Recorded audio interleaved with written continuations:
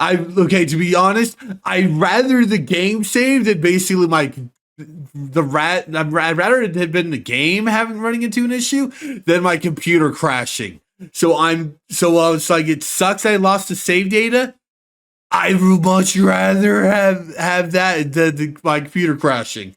I'd rather much have that because when it's like when it gets the hang sound effect, that scares me. That shit scares me. Well, there goes all that game. No, I have been saving. That's what I asked, if you saved. I have been. Well, not recently. I haven't saved recently. But I was asking. So I think the only save we've had now is the one from Haunt is the first one. Luckily we don't luckily we just need to do the things and see them and we'll get those.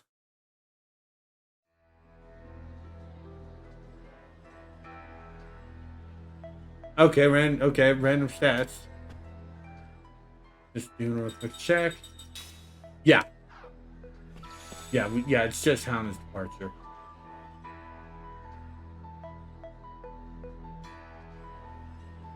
Again, I repeat myself.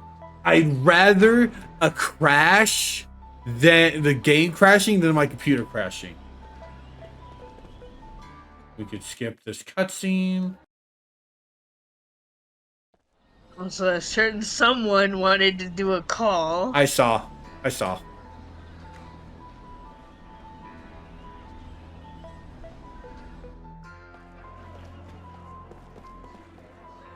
Fuck this guy.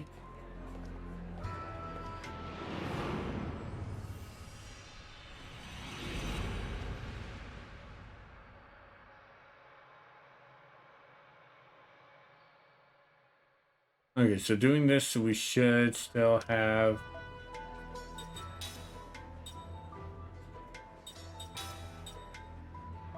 Okay, they'll just be marked as new, but I'll basically just grab them.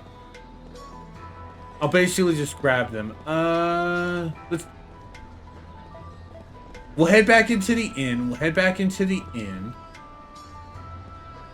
We'll save.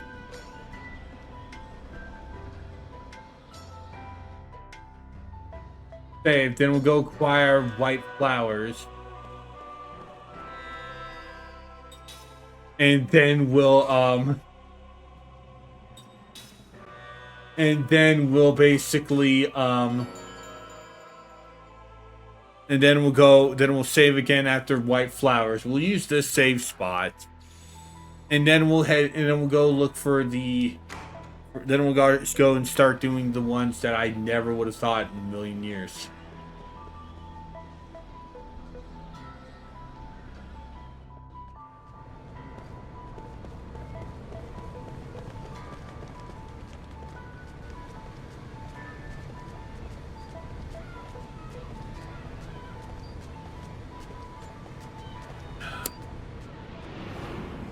Yeah, come on.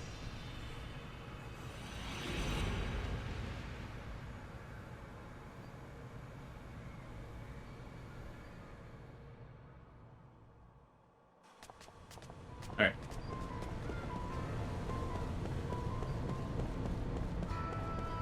No. Hold on. I think I saw something that had last night. Yep, did. Money. Okay. That's fine.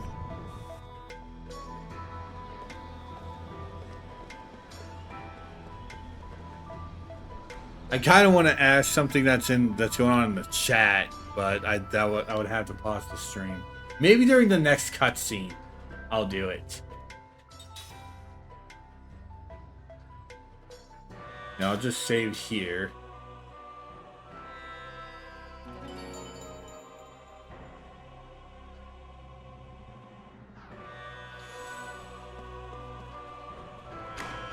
Okay, so the two I never would have thought thought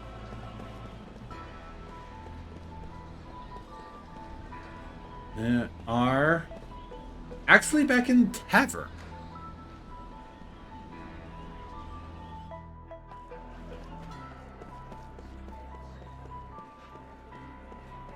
There we go. I used to work as a jail ward. It was strange to see the prisoners start riots over and over again. All it did was spend their sentences, you know? I have no idea why they kept on acting that way, really.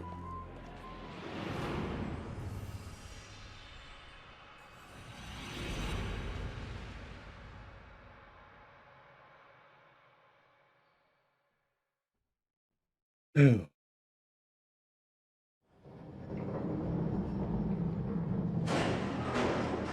In the mind of a captive. He knows that it's useless, but he can't suppress the impulse that wells up from within his own flesh. He needs to do it. To hurl his entire body against the bars. It does no good at all. His flesh simply bounces off the thick iron bars. Oh, shoot me.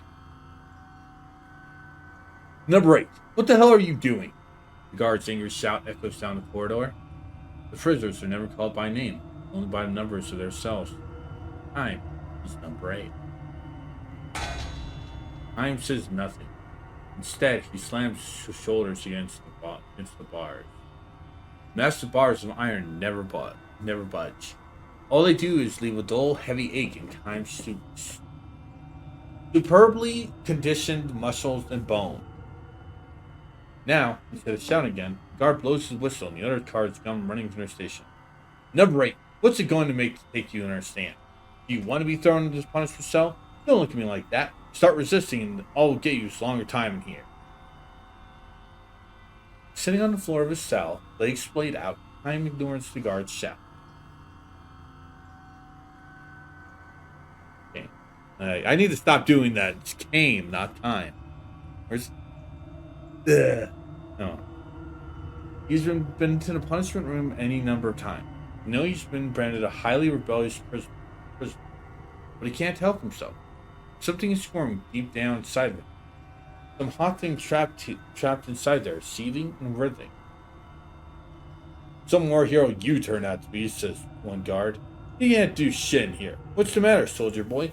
Can't do anything without enemies glaring you in the face? The guard next to him taunts Kime with laughter. Too bad for you, buddy. Nobody was in here. Nobody from your side either. We got you locked up all by yourself. After the guards leave, Kime curls up on the floor, hugging his knees, eyes clamped tight. All by myself. The guard was right. I thought I was used to living alone, in battle, on the road. But the loneliness here in prison is deeper than any I've ever experienced before, and more frightening. Walls on 3 sides, and beyond the bars, nothing but another wall enclosing the narrow corridor. This dungeon was built as to prevent prisoners from seeing each other, or to even have a sense of each other's presence. The total lack of change in the view paralyzed the sense of time as well. Time has no idea how many days have passed since he was thrown here. Time flows on, that much is certain. With nowhere to go, it simply stagnates inside of him. I know it's inside of him, but I want to take this moment. I like what they do with these dreams. Basically, they make it storybook-esque, and they play with the backgrounds and certain sound effects really well. Like this one, they basically put the entire that they want to say into a square box. When Kai was banging himself against the bars, they were doing it like they were being put like someone was doing that action to the words. Like, that's really neat. The true torture that prison inflicts on man is neither to rob him of his freedom nor to force him to experience loneliness. The real punishment is having to live where nothing ever moves in your field of view and time never flows. The water in the river will never putrefy. Locking the jar is exactly what it will eventually do. The same is true here. Maybe parts of him deep in his body and mind are already starting to give off on stench. But he is aware of this. Time drags himself to the floor again and slams himself into the bars over and over. There is not the remotest chance that doing so will break a bar, nor does he think he can manage to escape this way. Still, he does it repeatedly. He can't help himself. He has to do it again and again. In the instant before his body smashes into bars, for that split second, a puff of wind strikes his cheek. The unmoving air moves, if only for that brief interval. The touch of air is the one thing that gives time a fragmentary hint of the flow of time. The guards come running, faces grim with anger. Now I can see hidden shapes where there's only a wall. That alone is enough to lift my spirits. Don't these guards realize that? Alright, number 8, it's a punishment room for you. Let's see if 3 days from there will cool your head. Time's lips relax in a smile when he hears the order. Don't these guys get it? Now my scenery will change. Time will start flowing again. I'm thankful for that. Time laughs aloud. The guards tie his hands behind him, put chains on his ankles, and start for the punishment.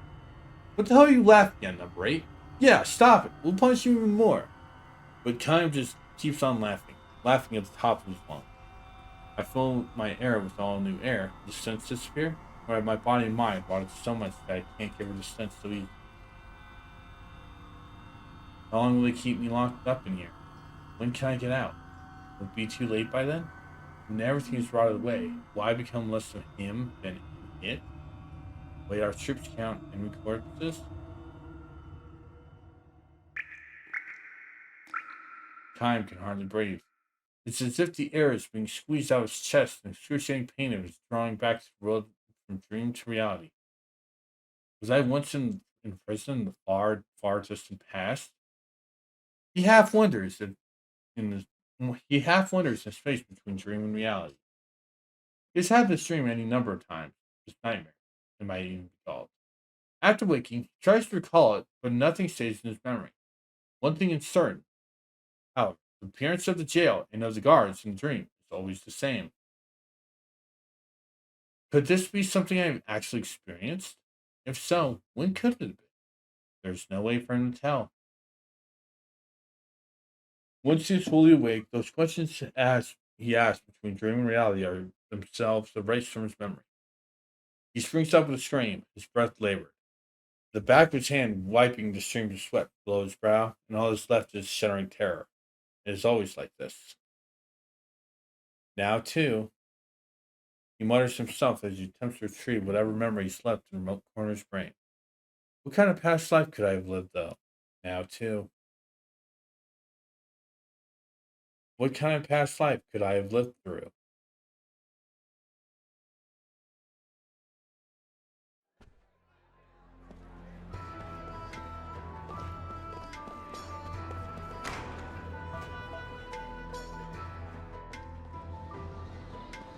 The other one is also in the tavern.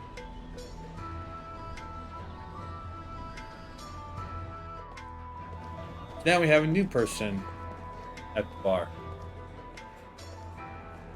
Stupid damn magic engines. Think we could just stop and take my damn job away. Come on, Dad. I gotta get you home already.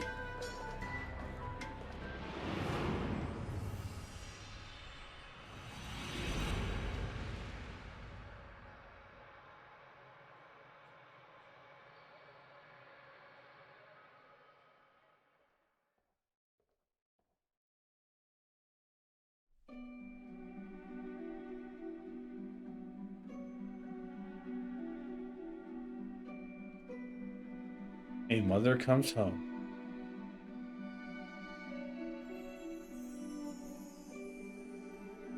The boy has lost his smile, though he denies it.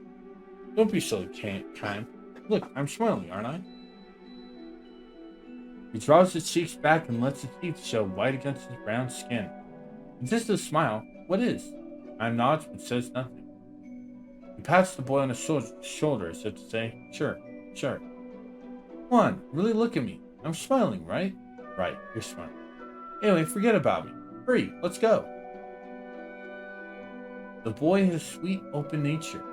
He made instant friends with Kime, while the other townspeople kept their distance from the strange traveler. Not that the boy chose the much older Kime as a playmate. He leads Kime to the tavern, but still hasn't opened stores for the day. I hate to ask you to do this, but would you, please? The boy's voice seems to carry inside. A man in the tavern peels off a drunken howl. He sounds especially bad today. Kime fights back a sigh and enters the tavern. The man on the bar stool is the boy's father, drunk again at midday. The boy is here to take him home. He looks at his father with sad eyes. Kime puts his arm around the father's shoulder. He swiftly moves the whiskey bottle away from him. Let's call it a day, he says. The man shoves Kime's arm and slumps onto the bar. I hate guys like you, he says. Yes, I know. It's time to go home, though. We've had enough. You heard me, Kime. Drifter. I hate you guys. I really, really, really hate you guys. Father's always like this when he's drunk. He only curses all drifters, picking fights with any man who across the road, and finally slumping to the ground to sleep it off. His son is too small to drag him home. With a sigh, Kai finds himself again today supporting the drunken father's weight to keep him from toppling off the bar stool. The boy stares at his father. His eyes a jumble of sadness, anger, and pity. When his eyes meet Kime, he shrugs it off to say, sorry to keep you putting you through this. But Kime's used to it. He's seen the father dead drunk almost every day for the past year, ever since the boy and his father were left to live alone. Oh well, the boy says with a strange smile as if trying to rein himself to the situation. Poor Papa. Poor me. Supporting the father's weight on his shoulder, Kime gives the boy a smile and says, yes, but don't go out and get drunk the way he does. Him, the boy says, puffing his chest out. Oh, Shimmy. Sometimes kids are tougher than grown-ups. I brought him a smile to signal to him. You're right. Of course I'm right. The boy all but says with a smile he gives back. It's the only kind of smile that a 10-year-old has managed to produce the past year. So bitter it would numb your tongue if you could taste it.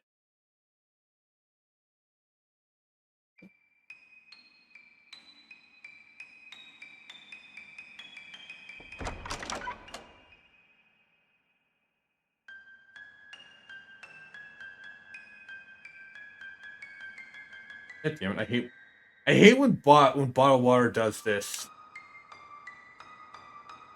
Like I have two sides open, but it's like the two aren't.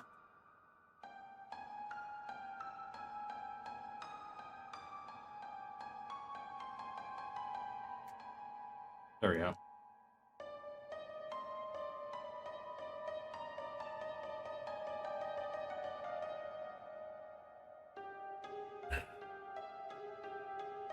The boy's mother, the father's wife, left home a year ago. She fell in love with a traveling salesman and abandoned the boy and his father. Mama is bored, the boy says matter-of-factly, looking back on his mother's infidelity. She got tired of the same thing every day. That's when she met him. At the tender age of 10, boys learn that there are certain stories that have to be told with that matter-of-fact tone. Father was born and raised in a small town and worked in the town office. He was not especially talented, but it was not a job that called for talent or quick wit. All he had to do was follow orders with diligence and submission, and he did exactly that, year after year, without making waves. He called her life peaceful. Mama didn't think so. She just thought it was so ordinary and no fun. She was attached to life as a crafty traveling salesman. It was risky and exciting, like walking atop a prison wall. One misstep and you could end up inside. Papa told Mama that the man was deceiving her, that all he wanted was her money. But he couldn't get through to her. Mom couldn't even think about it back then. With utter detachment and still holding an arm's length, the boy reflects on the tragedy that stuck his family. I've heard the saying love is blind. It really is, he says with a shrug and a sardonic laugh like a full-fledged adult. Kime says nothing. Children should act their age, another setting. Probably not the one that could be spoken with a great deal of meaning to a boy who lost his mother's love. And even if Kai presumed to admonish him, boy would likely pass it off, trained by and say, sometimes kids are tougher than grown ups. The boy's father, however, shows his pleasure when his son uses grown up expressions. Little Twerp's lost all his boyishness, despises me now, thinks I'm pitiful. Deep down, he slapped me for letting my wife be taken by another man. Damn him. Bothers him especially when he's drunk. His annoyance far outweighs fatherly love for his son. Sometimes he even slaps the boy across the face or tries to.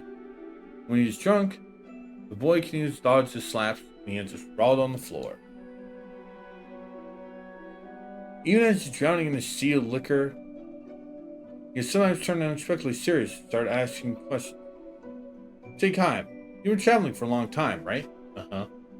Do you enjoy it all that much? Going to strange towns, meeting strangers can't be all that.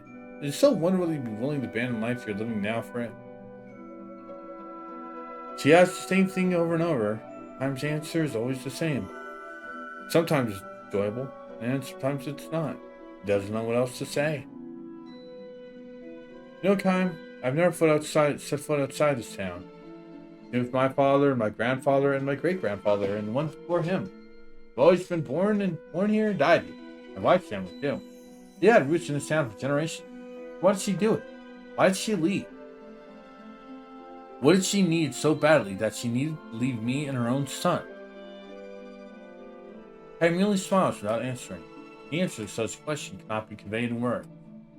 Try though he might to explain it, the reason certain people are drawn irresistibly to the road can never be understood by people who don't have that impulse. Water is simply one of those people who can never understand. Only to elicit a reply from Kime, Water sinks again to the sea of drunkenness. I'm scared, Kime, he says. My son might do it too. He might go away and leave me here someday. If I hear him talking like grown up, I get so scared I can't stand it. The boy's mother eventually comes back. The traveling salesman cheated her out of every last bit of her savings. The moment she was no longer of any use to him, he left her. Physically and mentally broken, she has only one place she can return to. The home she abandoned. First, she writes a letter from the neighboring town. When her husband reads it again and again through dream-clouded eyes, he laughs derisively. Again, I think I'm saying that right. I don't know.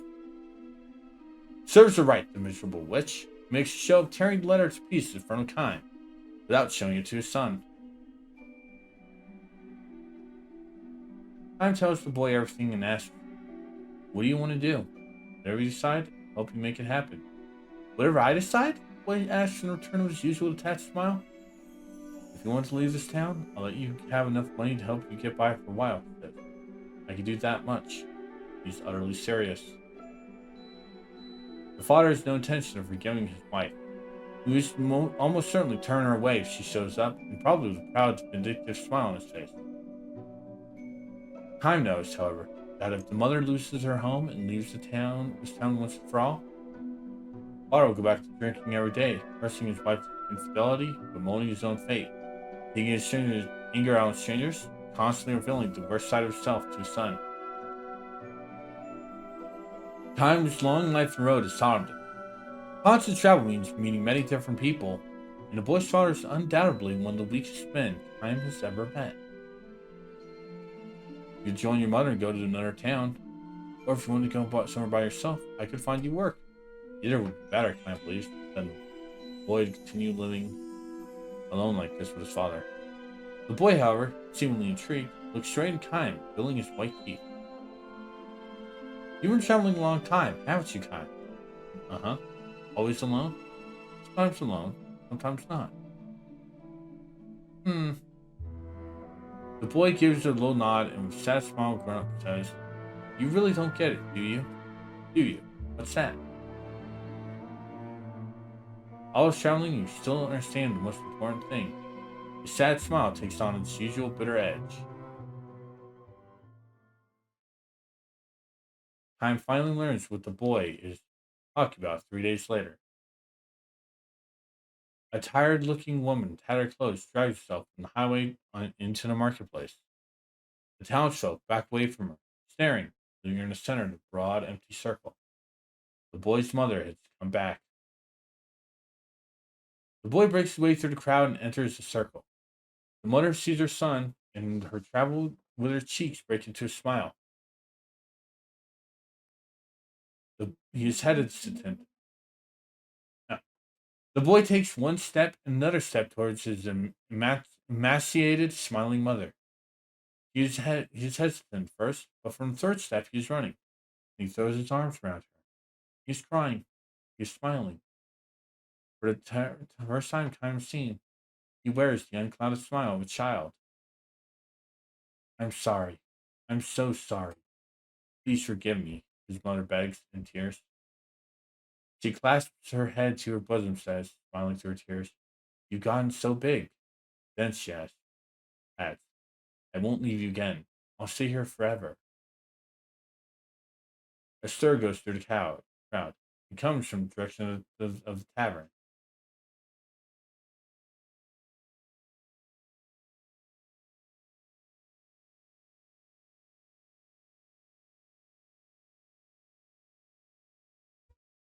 Now the father breaks through the wall of people and enters the circle. He is drunk. Suddenly, he edges towards his wife and son. He glares at his wife. The boy stands between them, guarding his mother. "Papa, stop it," he yells. "Mom is back. That's enough, isn't it? Forgive her, Papa, please." His voice is choked with tears.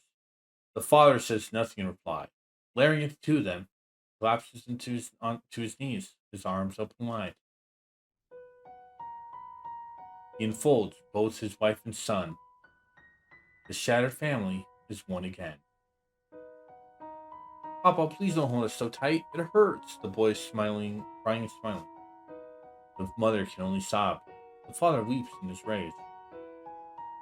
Witnessing the scene from the back of the crowd, Time turns on his heels. "Are you really leaving?" The boy asks again and again as he accompanies Time to the edge of town. "Uh-huh. I want to get across the ocean before winter sets in. Papa's already missing you. He says he thought you two could finally become drinking buddies from now on. You still drink with him when you grow up." "When I grow up, huh?" The boy cocks his head, a little embarrassed, and he murmurs, "Wonder if I'll still be living in this town then." No one knows that, of course. Maybe some years from now, Otto will spend his days drunk again because his son has left his hometown family. And yet, time also we forgot to save the boy's father. We call it a journey because we have a place to come home to. No matter how many detours, mistakes a person might make, as long as he has a place to come home to, a person can always start again. "I don't get it," says the boy. "I remember something else." "Smile for me," says one last time, placing a hand on the boy's shoulder. Like this, he reveals his white teeth and his cheeks wrinkle up. It's a good smile. He's finally managed to retrieve the smile of a young boy. "Now your turn, Kime." Sure." The boy studies Kime's smile as if signing a grade. "Maybe a little sad," he says. Daddy's joking makes his words hit home all the more. The boy smiles again, writing a model for Kime. "Okay then," he says with a wave of his hand. "I'm going shopping with Mama and Papa today. Papa and Mama today." Kime smiles back and walks away. Then hears the boy calling his name the last time. "Even if we're saying goodbye, I'm not going to cry, Kime." Shimmy. Sometimes kids are tougher than grown up. Kime does not look back. He's only replying. Wave his hand. The boy's expression probably changed as their eyes met. He decides to play strong to the end. Time walks on. After a brief respite, his journey with no place to go home starts again. A journey with no place to go home to. Poets call that wandering.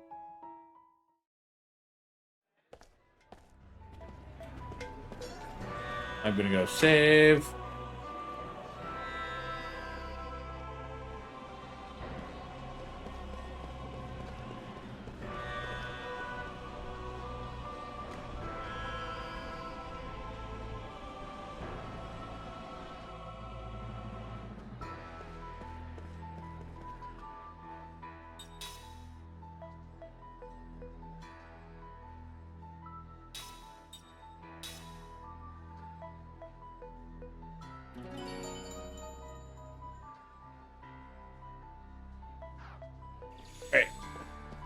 So we do have one more that's here.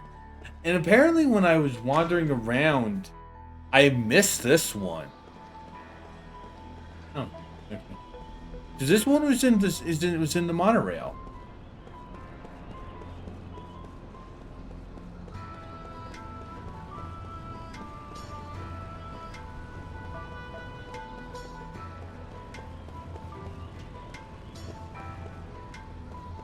I don't know why I did miss this one. Maybe I just didn't see the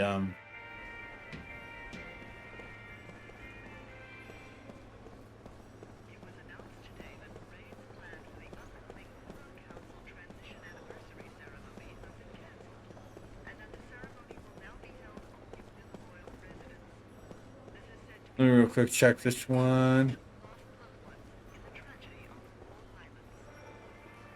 Oh. Okay, I see where it is. Why does he walk in a circle? Why does he walk in a circle? Like, what the hell?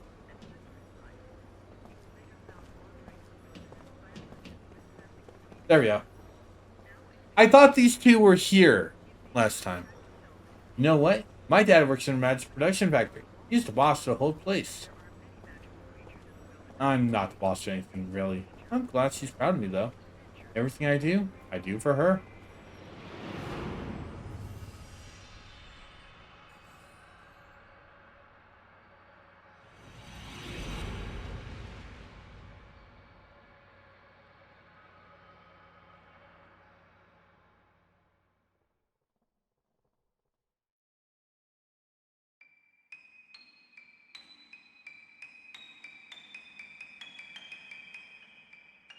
Little liar. There we go. Everyone in the marketplace hates the little girl. Not yet 10 years old, and far from having outgrown the sweet innocence of childhood. She earns only open contempt from grown-ups who shop in the market. The reason is simple. She lies about everything. Hey, mister, I saw a burglar go in your house. Look, lady, see everything just fell off your shelves. Hey, everybody, did you hear what the traveler said? Bandits are planning to attack this market. Even the most harmless white lies can be annoying if repeated often enough, and the shopkeepers have found themselves growing angry. You better watch out for her, too, the lady greengrocer warns Kime. Nobody here falls for lies anymore. She's always on the lookout for newcomers or strangers. Someone like you would be a perfect target for her. She would be right. Time is new to the town. Arrived a few days ago and just started working in the marketplace today. What do her parents do? I'm asked while unloading a cart full of vegetables. The woman frowns and shakes her head with a sigh. She doesn't have any. They died? Mother, dead at least, maybe 4 or 5 years ago. She was a healthy young woman who never caught so much of the cold in her life. Then one day she collapsed, and that was it for her. How about the father? She sighs more deeply than before and says, "You'll have to find a job in the city." The parents used to operate a variety store in the market, though the mother almost single handedly took care of the actual buying and selling of the many goods they carried. As soon as she died, the shop's fortunes took a plunge, until it was eventually taken over by someone else. The father went off to this distant capital city in search of a good paying job that would enable him to cover their debts. He promised to come back in 6 months. But he has gone for he has been gone a whole year now. Letters used to arrive from him on occasion care of his friend Taylor. But those two he died about 6 months ago. I guess you could say it's sad for such a little girl to be waiting around for her father to come home. But still, the girl now sleeps in the corner of the communal storehouse run by the people of the marketplace. We all used to take turns talk about taking care of her. We stand in parents until her father comes back. This is no surprise to Kime. He knows from his own experience that all the people who work in the marketplace, not just this plump, kindly woman, are good-hearted and generous despite their limited means. Otherwise, never would have hired a stranger like himself. Long before that 6 months went by, for 6 months went by, we were all hardly sick of her. She was a sweet, simple girl while her mother was alive, but this experience has left her kind of twisted. All her sweetness is gone. Of course, we all feel sorry for her, and we take our turns feeding her and dressing her in hand-me-downs. The way she keeps telling lies to all the grown-ups, nobody really cares about her anymore. Why can't she see that? She must be lonely, don't you think? With a pained smile, the woman shrugs and says, "That's enough gabbing for one day. Work, work." And she goes back inside the shop. Ryan is sorting the vegetables he has unloaded in front of the shop when he hears the low voice behind him. "Hi, mister. You new here?" It's the girl. "Mm-hmm. You're not from town, are you?" "No, not. You work upstairs while you work here? For a while, at least. That's what I'm hoping to do. I'll tell you a secret, okay?" It's starting already. "Okay," says without pausing in his work. "There's ghosts in this marketplace. The people here don't tell anybody about it because it's bad for business. But it's really here. I see it all the time." "Really?" I responds with faint surprise. He decided to play along with her rather than scold her for lying. In this endlessly long life of his, he has encountered any number of children who lost their parents or have been abandoned by them. The sadness and loneliness of children who have been cast into the wide world alone are exactly what Time feels himself as he continues to wander through the infinite flow of time. What kind of ghost? A woman, and I know who she is. It's the ghost of a mother who lost her child, she says. Her little girl, her only child, died in an epidemic. Overcome with grief, the mother chose to die, and now her ghost appears in the market every night, searching for her daughter. The poor mother, she killed herself so she could be with her daughter. But she can't find her in the other world either. So she keeps looking out for her here and calling out, "Where are you? Hurry and come with mommy to the other world." The girl tells her story with deadly serious. "Don't you think it's sad?" she asks Kime. Jack says tears in her eyes, which is why Kime knows she is lying. Even had not been warned by a woman, even though this was a lie based on what she told him about the girl's background. Kime carefully arranges bunches of well-ripened grapes in a display crate and asks the girl, "Why do you think that the mother can't find her daughter?" "What?" The girl asks him with dazed stare. "Well," he explains, "the girl is not in the other world, and she's not wandering around in this world. So, where is she?" Kime does not mean this to be cross-examination. He simply feels that someone who lies out of sorrow can have far easier time of it by recognizing life for what it is. He The loneliness of the girl who has lost her mother and has been abandoned by her father consists of not telling one little lie, but in having to keep on lying.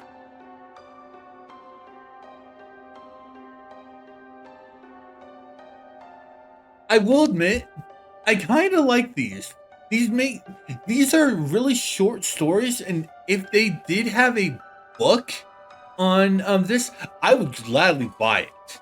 I would gladly buy a book of all these dreams because these are really neat stories. Now to mention it, that's a good point, the girl says, smiling calmly. Really, where did the girl go? Time momentarily, Lee starts pointing at the girl to say, as if to say, "Right here." Before he can do so, she continues. "This is the first time anybody ever asked me that. You're kind of different." I wonder. "No, you are. You're different," the girl insists. Ugh. Shimmy. "I think we can be friends," her smile deepens. Time smiles back at her, saying nothing.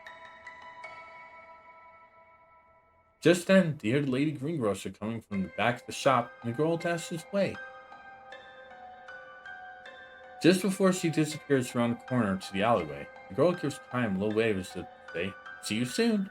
For the first time, the face of the girl was all too grown up speaking style shows a hint of childishness fitting her years. The girl begins coming to see Time in the shop several times a day when the lady grocer is not around. She tells him one lie after another. I baked cookies with my mother last night. I wanted to give you some, but they were so good I ate them all. Bandits kidnapped me when I was a little baby. My father came to save me, beat up all the bandits so I didn't get killed. My house is the big white one from the mountain. You're new here, so you probably don't know it. It's the biggest house in town. Don't you have a family? You're all alone? Poor Kime. I wish I could share some of my happiness with you. All our lives are born of sorrow. Sad, lonely lives. She can never tell the marketplace people who know her background. At the end of every chat with Kime, as she is leaving, the girl holds her finger to her lips and says, "This is our little secret. Don't tell the lady grocer." Of course, Kime says nothing to anyone. Yamash found himself in a situation where the marketplace people the girl and quietly slipped away. Lies and disparagements are funny things. They don't take shape because someone tells them, rather because someone listens to and voices agreement with them. A truly isolated individual can never speak ill of anyone.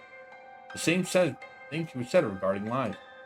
Because she has someone to tell her lies to, the girl need not fall into the abyss of true isolation. To protect their small share of happiness, I plays the role of her listener, raising no objections. One day, when the girl comes to see Kime, she takes special care not to be noticed by the lady grocer or the owners of the neighboring shop.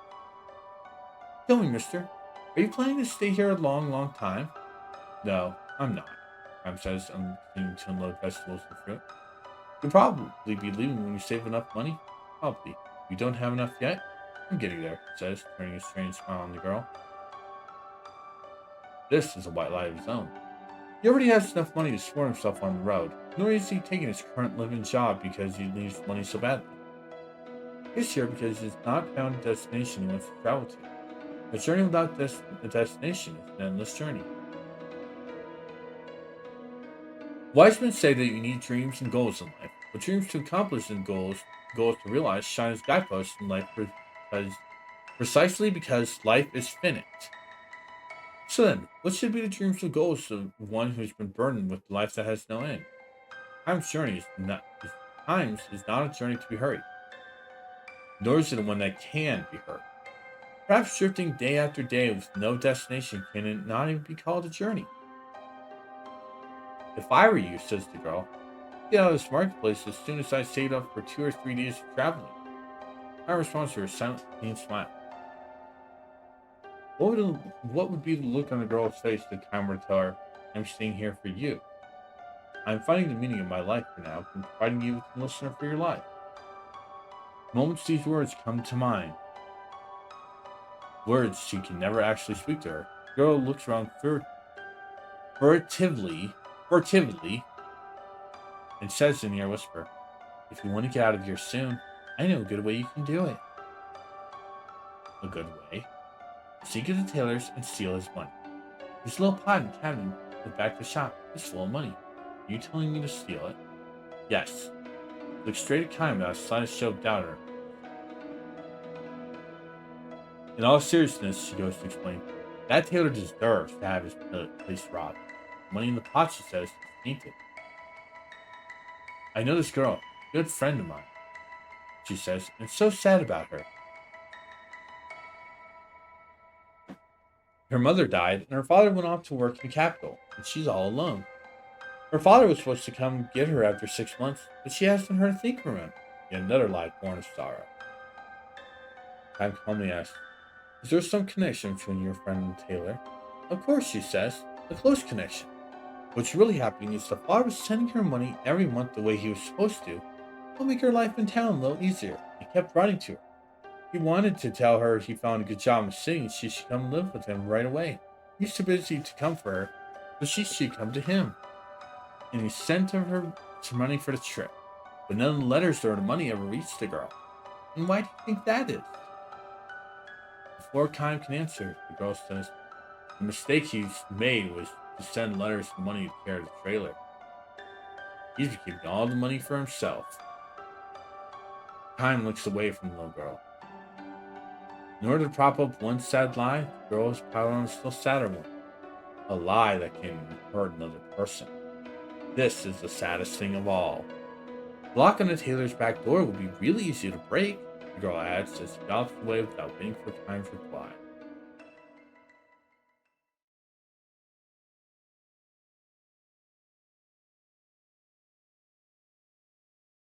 The girl comes running into the grocery store the next morning, shouting for the owner. She says directly to the woman, not to Kime. Burglars broke into Taylor's shop last night. She says she saw a number of burglars sneaking in late at night after the marketplace emptied out. My oh my, says the woman with a forced smile. That must have been just terrible. She's not obviously taking the girl seriously. But it's true though. I really saw them. Look, little girl, I've just had about all I can take from you. So you're such a little liar. It scares me to death to think about you growing up to be burglar or con artist or something. I'm busy trying to open my shop now. Do you mind? Try it on somebody else.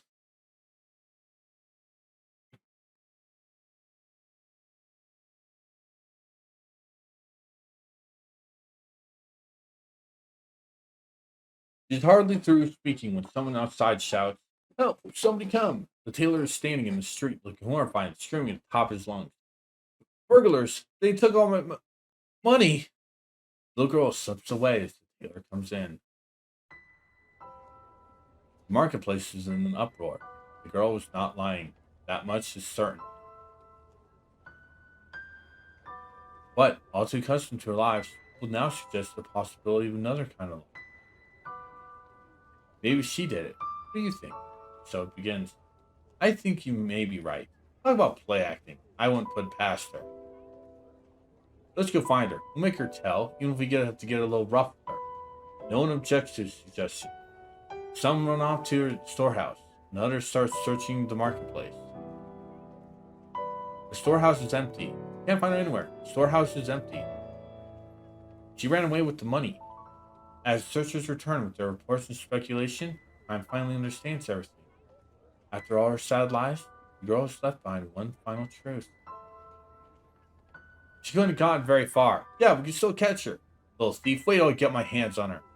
The men rage and woman fan flames. Good, give her what she deserves. We're so nice to her and look how she treats us. We can't let her get away with it. A dozen men start to run after her. The kind stands tall in the road, blocking their way. Hey, move it! The men are out for blood, but Kime knows that he felt like it. He can knock them all down, and they won't be able to lay a finger on them. Instead, he relaxes his powerful stance and throws the leather coin pouch on the ground in front of the men. The stolen money's in there, he says. What? Sorry, I stole it. You stir quickly turns to angry shouts. Kime raises his hands to show he will not resist. Do what you like with me. I'm ready. The lady grocer breaks through the wall of men, shouting at him. How could you do this, Kime? I wanted the money. That's all. And you're not just saying this to protect the girl? The woman's tuition is too sharp. Forcing a smile, Kime turns to Taylor and says, it was in the pot in the cabinet, right? The man nods energetically. It's true, he must have done it. I had money in the pot. He's the thief. The money wasn't the only thing in the pot, though, was it? What are you saying? You had some letters in there, too. Letters from the girl's father. That's a lie. Don't be crazy. It's true, though. There could have been letters. I threw them all. The tailor clasped his hand over his mouth. But it's too late. The lady grocer glares at him. What is this all about? What's this all about? She demands. No, I mean, you better tell us everything. The people's angry glances turn from Kime to Taylor. Some days later, the two letters arrive from the girl addressed to the lady at the grocery store and a nice man upstairs. From the girl.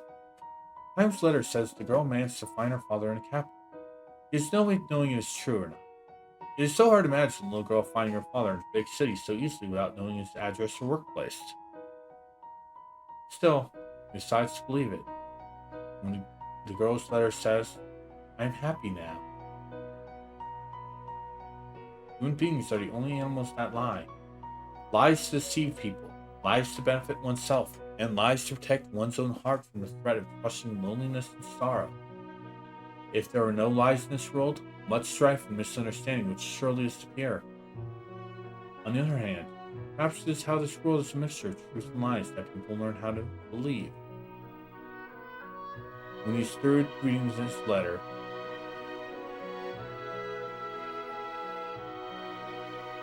time turns to the woman. Answering her own letter, she shyly raises her head when she senses time looking.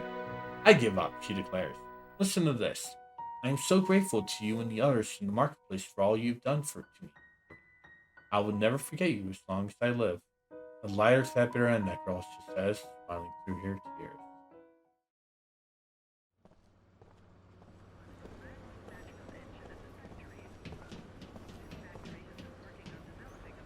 I do wonder the truth of that.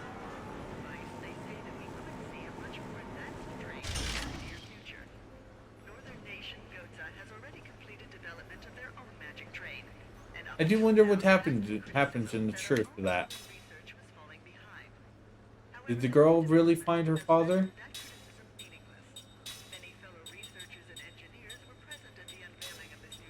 Actually, no.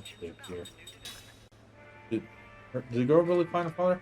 I kind of hope she ended up doing. Considering how some of these end, I kind of hope she ended up finding her father.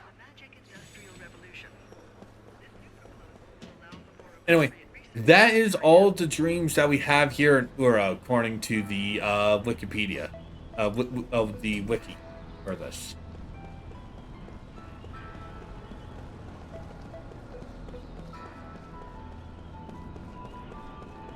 We're gonna go try and go to Gungora's place. See if that changes anything. If not, then we might go and talk to the innkeeper.